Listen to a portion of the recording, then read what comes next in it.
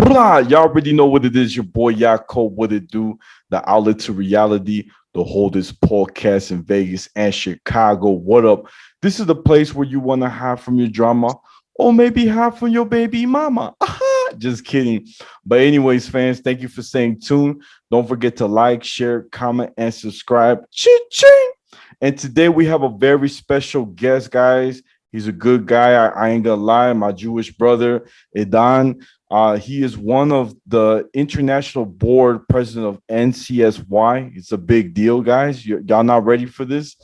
And he's been in the public school for 8 years. So this is my brother. Got a lot of knowledge. I'm gonna say one of the smartest people I know. I'm not lying. We had a few debates, but I love it.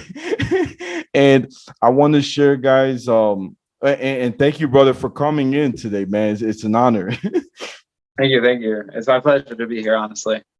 Of course, man. So I want to share, guys, everybody that I met, my brother right here, at a NCSY, like a youth group event on the Monday night for ice cream, and it was so cool that I was able to, meet everybody and give a presentation, a speech about my basically background on, being Jewish, on being bullied in a high school, having to deal with that and finding my true self, right, and accepting it.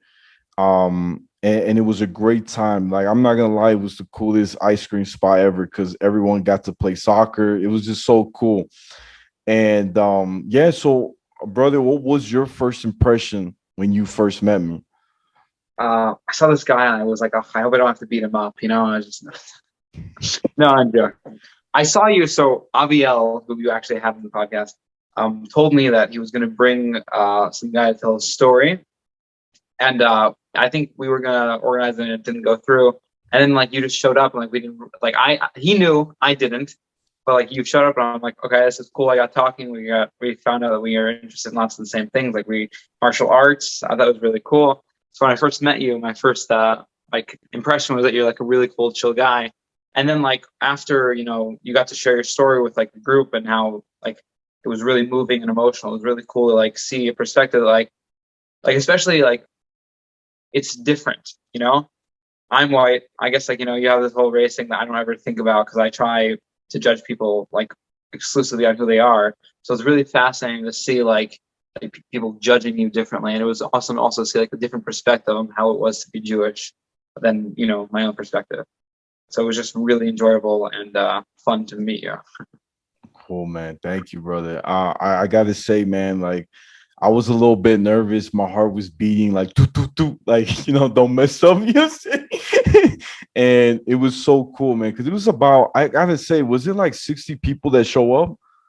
There's a lot of people. We started when I first started coming to CFY like 2.5, almost 3 years ago, maybe even less than that. Were like 5, 10 people, and we built it up to we're about like 60 people consistently.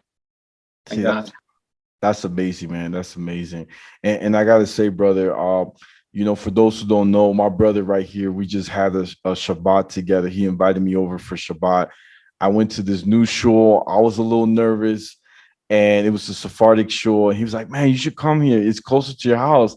I'm like, for real, there's one by my house? He's like, yeah, you're gonna like it. So I go there. I'm a little nervous, and like if it was yesterday, I didn't know where to go, right? So I'm like trying to look for the book, the Siddur book, and I'm used to the Ashkenaz prayer book when I do Shabbat. And so I was going at the wrong section of the books aisles, and one guy with like a black suit, but it's like I forgot what it's called. With a long jacket, it's I think not a bekashe. It's something like that. It's close to bekashe, but it's he was Chabad, so the Chabad Chassidus like wears a long coat instead of a short coat for Shabbat. Yeah. Thank you, brother. Yeah, our rabbi, I go to the Sephardi shul because I'm actually Moroccan. Funnily enough, I'm probably one of the whitest Moroccans out there, but it's whatever. But I'm Moroccan, and the rabbi of my Sephardi shul is Chabad, so it's like this weird mix of thing that we got going on. Yeah, it's so cool, man. It's really cool. I thought so when I got in, I got a little nervous. He was like, he goes, you're at the wrong aisle. He's like, that's for the weekday prayer. I said, oh snap. So I go to the other side, and then he's like, are you trying to look for a Hebrew one or English? What's your strength? I'm like, I'm gonna be honest, English and Spanish is my strength. Hebrew, it's it's so, like it's not the greatest. But he goes, all right, cool. We got some like on the go far like right. I was like, cool. And I found the one I like is the art scroll, that I'm used to, right? So I'm like, yes, I got it. So I get there. I didn't know he was a rabbi. He was asking me a lot of questions. Really cool guy. He kept asking me during service, hey, are you okay? Are you comfortable? I said, yeah, thank you. And there was some times like you even noticed that when we were doing the prayer, I was like, bro, where we at now? And then you're like, yeah, the Ashkenaz, they don't say this part because he Yeah, it's starting to add some stuff. It's different. It's good though. yeah. It's good. Even like the melody, I was like, brother, I didn't know that melody. I'm be honest. I think that's the most coolest part about like seeing different parts of like Judaism. Like the melodies that we have are like hundreds, if not thousands, of years old. So like, even though it's Sephardian, like I like some of the upbeat stuff that we got going on when it comes with Sephardian. I like the more melodic, slow tunes that I got going on when you go to like Ashkenazi shuls. Like there's still a Chadodi that I remember from about a year ago. It's still like one of the most beautiful like prayer that I've been part of. Like the rabbi who's actually one of the NCSY rabbis, like he was leading it, was like beautiful. It's like I love slow melodic things, and like Ashkenazim really do good slow melodic. When it comes to upbeat stuff, it's a lot of ayayays, but like Yeah. it's not so great. But like when it comes to slow stuff, like Ashkenazim really have it down. I really enjoy. And yeah, as you were saying, when it comes to like the differences, like Sephardim tend to add like stuff that like don't. I think I believe pretty confident they're not halakhically required, but they're like a little bit more spiritual type things, you know. But Yeah. it's interesting when you were there, like to see like I sometimes like you forget, how there's like a difference there, like there's a connection, even though you're Torah, like there's a connection that like there's you just didn't know. So it's interesting like to like see that like you were like, oh, this isn't even in the book. Like Ashkenaz doesn't even have like a if you're Torah, the art scroll is beautiful, but like it just doesn't have that. Yeah. So it was great, brother. I gotta thank you again, like for showing me and helping me get back on track when we were davening and praying. It was so cool because I was like, when you're a new guy going to a new shul, you get a little shy. So I mean, you were singing like, man, my boy could sing. When he was praying, he could sing, and I was like, man, I wish I had that confidence right now, but I'm a little shy. You see, I'm a little shy. No, I get it. I get it. Yeah, I wasn't always like that. Don't worry about it. I remember when I was like just bar mitzvah, like my voice was all squeaky, and I was like singing. And I started like I was quieter because I'm like I sound like a rat, and everyone's like, oh, these deep like farty voices, like sing like this, I sing. It's beautiful, and I'm like a squeaky, like I'm like, oh, like it's fine, it's whatever. But you get shy, but I think you did good. Like it's difficult to be in a different like show environment, and like especially with one that's like whenever you go to a new show, their first thing like they look at you and they like Jews don't like to see people that might pretend to be Jews or aren't Jews. Like so like the first thing when you ever go to a new show, their first thing is like saying like, are you Jewish? Like they always want to check and make sure. It's a Yeah. really big part of it. So I feel like the reason why the rabbi was asking questions, he was like, I want to make sure this guy is like legit. Yeah. And I've gotten the same thing. Like I went to this was I don't know a couple of years ago. I went to the Young Israel, where you met Aviel. yeah. I went there, and the first time I walked in, like the rabbi didn't know who I was, and he was like, "Yeah, so who are you? Who's your parents?" He asked me like, "Where are they from? Like, how are they?" He's like, "Oh, cool. So you're Ashkenazi and Sephardi?" I'm like, "Yeah." He's like, "So where from Morocco?" He's like asking me all this stuff. Like he really wants to know because like he wants to make sure that like he's not gonna just bring in like some random guy that just like knows the talk. Like he wants to make sure.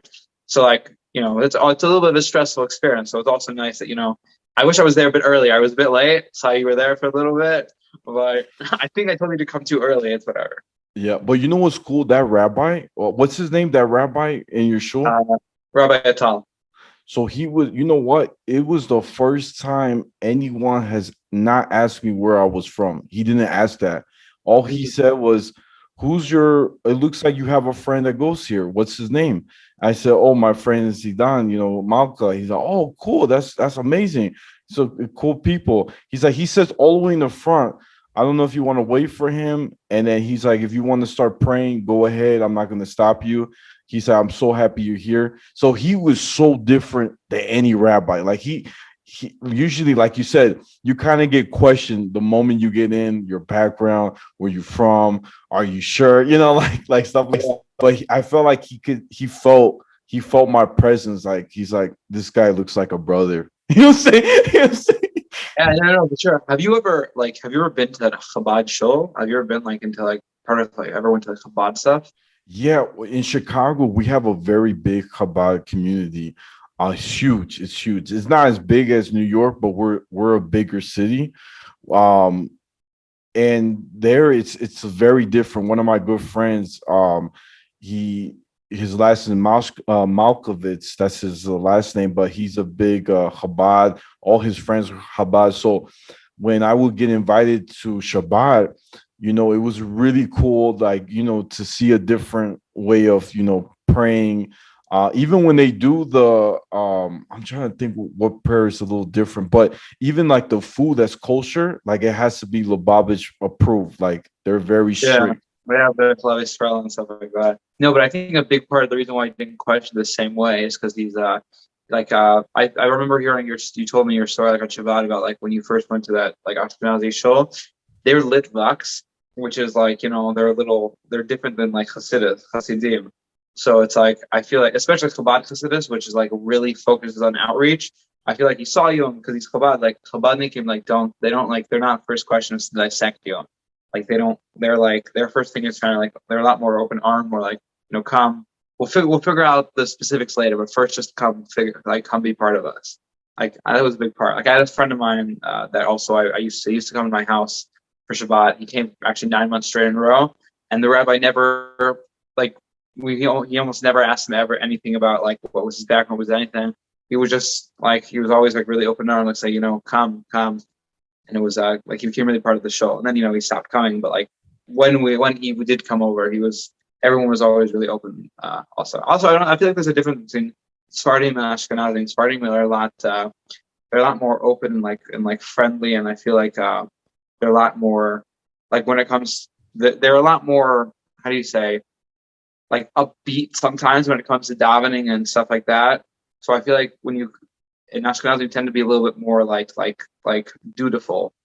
Like it's a difference between like they're like Ashkenazim are strict and like Sephardim are more spiritual, and they both have their strengths. I feel when it comes to that type of thing, Sephardim are a lot less likely to like try and dissect who you are at first.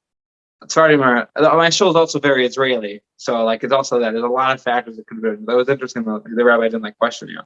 Yeah, yeah, it's very different. I was really happy, man, and I gotta say, man, your family's so nice for inviting me over, and they were so great hospitality. Everybody was very friendly. I felt good. I got full. I'm not gonna lie, I got really full. My shirt got a little tight. You know what I'm saying? My shirt got a little tight. Yeah. But brother, I gotta ask you, man. So what, going to a public school for so long, what has been the struggles for you with your interaction with people that are not Jewish, right? Has it been a struggle with your faith? Um, have you ever felt like kind of a little out of place sometimes? Yeah. So I'm gonna go back a little further, if that's okay with you. That's okay. Awesome. I just thought okay. So I was born actually in Israel, right, in Jerusalem, and then when I was 3 weeks and like 3 years old and 2 weeks, like literally almost exactly 3 years old, I moved to the States. And I don't know if you've ever met Israeli kids, but Israeli kids are like a different breed from American kids. Like Israeli kids will climb up like a 30-foot tree, and like the parents won't even question it. Like they're crazy. Israeli kids are psycho. So I was an Israeli kid, and I moved here when I was 3, and I was psychotic. So, and then I was put in like a Chabad school, like a Jewish school here, and I didn't fit in at all, like at all. So it was like a really interesting thing. And then I eventually went to like Adelson, which is where Aviel went, and I went there for a couple of years. And being from such a like different culture, because Israeli culture is still very different than American culture, it was really a shock. So I was never, even when I was in briefly for Jewish school, it still wasn't like I fit in. I fit in more than when I eventually went to public school, but I always did feel with a little bit of a disconnect. because I just had a different culture. But then when I moved to public school, it was a lot more of a shock because even though I was young, there's something different between Jews and non-Jews. Like it's difficult to put your it's like tongue, whatever, put your finger on it. I don't know why I said tongue, but like it's difficult to like figure out exactly what it is. But for some reason, there is just something different between Jews and non-Jews. Like I don't know what it is. Like you can tell. Like when you meet a Jew, like you can tell. When you're Jewish, you can tell. I think maybe it's something between background. When I went to public school, it was really obvious that like I had some type of like background knowledge that no one else had. And like I connected with one of my teachers that was Jewish, so it was really cool to have that. But then as I progressed, in elementary school wasn't a big deal. I started going to public school in fourth grade, and I didn't really have an issue until about sixth, seventh grade when I became part of middle school, and I started like getting bullied for it. Like I started wearing a kippah in seventh grade because before I just I was starting getting up to the point of my bar mitzvah, studying and stuff. You learn halakha, you learn all these things, and you're like, oh, I should be doing these things. Like I started washing my hands in the morning. I started doing things I learned, and one of those things was you're supposed to wear a kippah.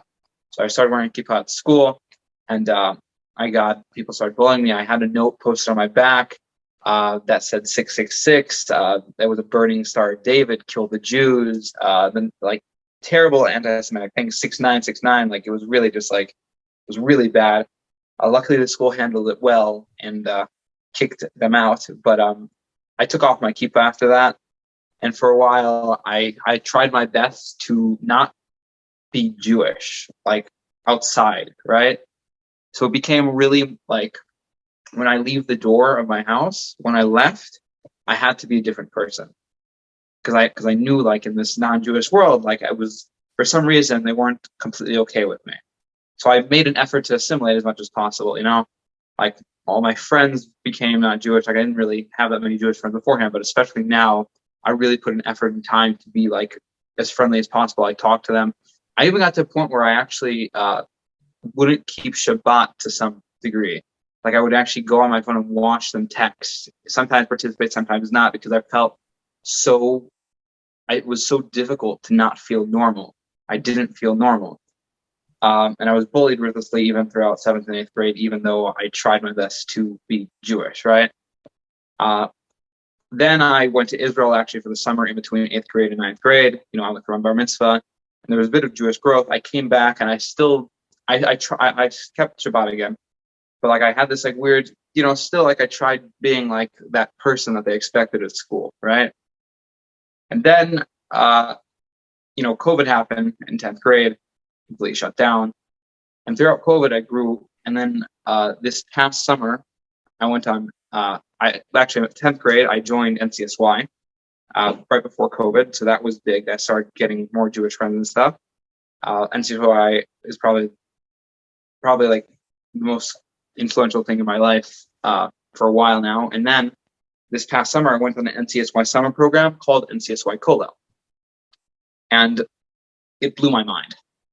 So like I thought, so even though I grew up in a religious house, I thought there wasn't anything more to know. I'm like, there's Shabbat, there's Chagim, there's rules of how to do those things, and that's like it, and that's what it means to be Jewish. But I went on this program and it blew my mind. I found out like Gemara, like I didn't know what that was.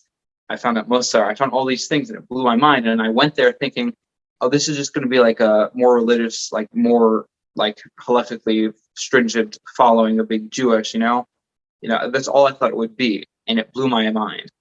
I come back from this program and I started wearing a kippah and tzitzit out in school. Wow. I became a lot more sure in myself. I eventually progressed in it, and now I'm the international president of NCSY. Baruch Hashem, I don't know how it happened, but Hashem works in mysterious ways. But throughout this entire time, a large portion of it was having to figure out how to be Jewish, right? And then still function where people don't really want you to be Jewish. So like, I think the biggest thing was that like I looked forward to Shabbat more than anything. And that was a big thing. Shabbat is literally probably, if it wasn't for Shabbat, I don't think I would have kept it enough to go to NCSY, and therefore gone to Israel and had this thing. Like, I really looked forward to Shabbat, even though I broke it for a period of time. My friends that I started really connecting to who were Jewish, I met on Shabbat, right? And that was my time to hang out with them. So a big part of what kept me like connected was Shabbat.